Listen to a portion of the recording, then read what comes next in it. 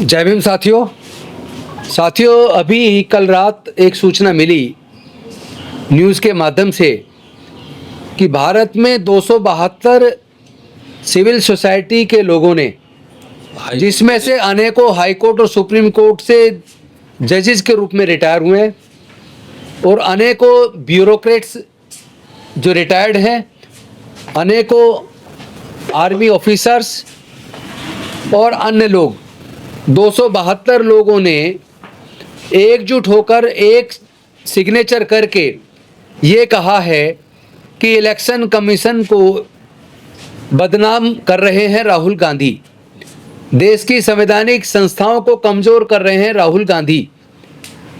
अब सवाल यह है कि राहुल गांधी क्या कमज़ोर कर रहे हैं? राहुल गांधी पूरे देश में जाकर पूरी निडरता से, पूरी ईमानदारी से लोगों को बता रहे हैं कि देश में सर्वोच्च न्यायालय और उच्च न्यायालय में अनुसूचित जाति, जनजाति, पिछड़े वर्ग का रिप्रेजेंटेशन कितना परसेंट है, देश के व्यापार में SC ST OBC का रिप्रेजेंटेशन कितना है, देश में पत्रकारिता में SC ST OBC का रिप्रेजेंटेशन कितना है। और वो कह रहे हैं कि हमें सामाजिक न्याय करना है, जिसकी जितनी संख्या उसका उतना हक। वो लोगों को उनकी वोट की वैल्यू बता रहे हैं और जो बड़े पैमाने पे SIR के नाम पर वोट की चोरी हो रही है, वोट को काटा जा रहा है, उस पे लोगों को जागरूक करने का काम कर रहे हैं। जहां एक तरफ केंद्र की सरकार ने तमाम जांच एजेंसी, चाहे ED हो, CBI हो या दूसरी जांच एजेंसीज हो या कॉन्स्टिट्यूशनल बॉडीज हो, उसका पूरा दुरुपयोग केंद्र की सरकार विपक्ष के खिलाफ कर रही है। उसके खिलाफ इन 272 लोगों ने एक भी सिग्नेचर उसके खिलाफ नहीं किया, उसके खिलाफ 272 लोगों ने नहीं बोला, लेकिन एक व्यक्ति अकेला ED CBI के द्वारा प्रताड़ित करने के बावजूद बिना डरे इस देश के SC ST OBC माइनॉरिटी की आवाज़ बन के उभरा है, जो सामाजिक न्याय की बात कर रहा है, जो कह रहा है जिसकी जितनी संख्या उसका उतना हक। उसके खिलाफ वो मनुवादी अधिकारी जो सुप्रीम कोर्ट, हाई कोर्ट के जजेस रहे हैं, जो ब्यूरोक्रेट्स रहे हैं, वो लोग एकजुट होकर राहुल गांधी के ऊपर हमला कर रहे हैं, एकजुट होकर उनके खिलाफ बोल रहे हैं और सिग्नेचर करके राहुल गांधी को बदनाम करने की कोशिश कर रहे हैं, या ये कहूँ कि सामाजिक न्याय की इस लड़ाई को, वोट चोरी के खिलाफ उभरती आवाज़ को ये अधिकारी दबाने की कोशिश कर रहे हैं। और इन अधिकारियों से मैं पूछना चाहता हूं कि जो एक एक मकान में 700 वोट, 500 वोट, 400 वोट बनी है, क्या उन्होंने उसके खिलाफ एक शब्द भी बोला? देश में चुनाव से एकदम पहले 10-10 हज़ार रुपया 1 करोड़ 20 लाख से ज़्यादा महिलाओं के अकाउंट में डाल दिया, यानी कि उनकी वोट को खरीद लिया। क्या इसके खिलाफ इन 272 अधिकारियों ने एक भी शब्द बोला? खुलेआम बीजेपी के एक पूर्व सांसद, राष्ट्रीय प्रवक्ता राकेश सिन्हा और उन जैसे अनेकों पदाधिकारी, जिन्होंने दिल्ली में, उत्तर प्रदेश में, उत्तराखंड में व अन्य राज्यों में अपना वोट डाला वहाँ की राज्य की सरकार को चुनने के लिए, और अब वो सारे लोग जाके बिहार में, उन्होंने बिहार में भी वोट डाला।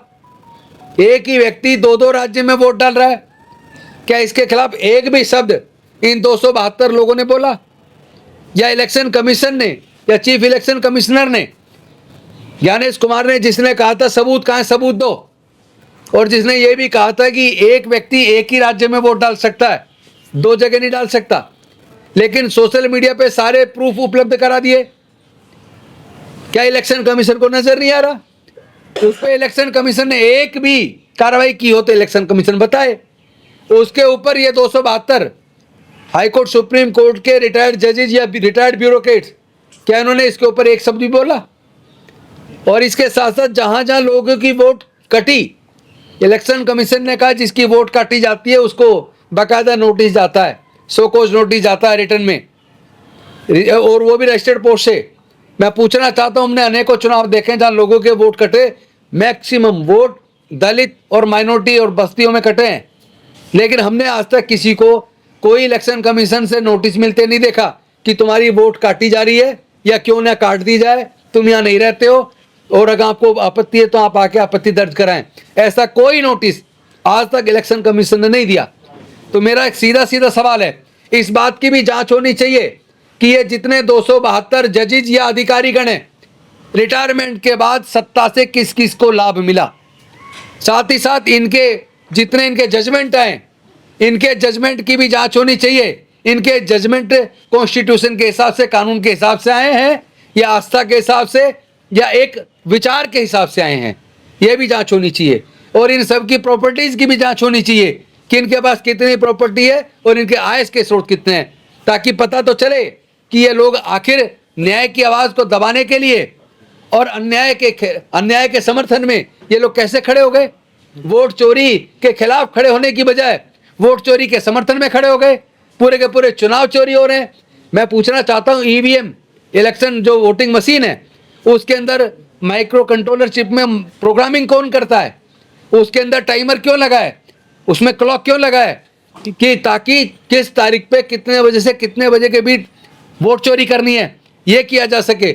लेकिन उसके खिलाफ भी कभी आज तक ये अधिकारी नहीं बोले हैं। पूरा का पूरा चुनाव प्रजातंत्र के एकदम खिलाफ, संविधान के खिलाफ जाकर हुआ है।